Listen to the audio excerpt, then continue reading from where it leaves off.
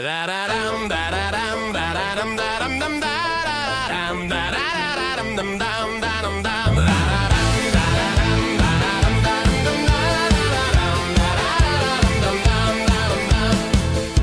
душе вдруг так странно прекрасно от пришедшего почтой письма. Там, где автор устало и страстно объясняет, почему жить нельзя.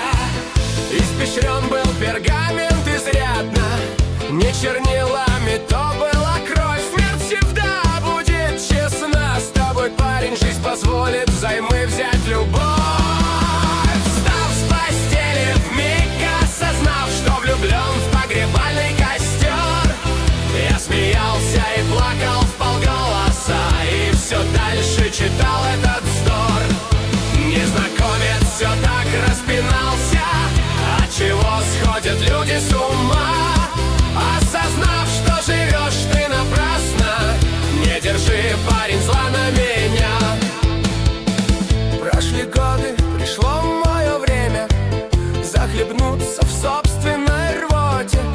Но пред этим есть еще одно дело. Конверт кровавый отправлю по почте. Может, тот, кто прочтет то письмо, подумает: бред, ерунда. А потом, как и я, через несколько лет черканет кому-то: прощай навсегда.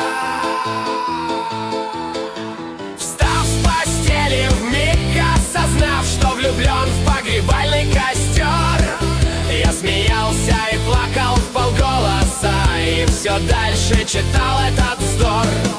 Незнакомец все так распинался, отчего сходят люди с ума. Осознав, что живешь ты напрасно, не держи, парень, зла на меня.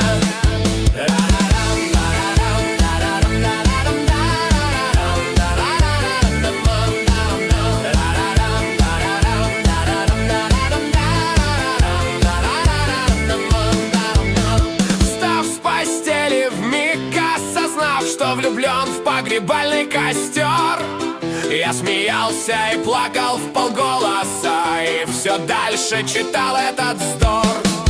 Незнакомец все так распинался, отчего сходят люди с ума.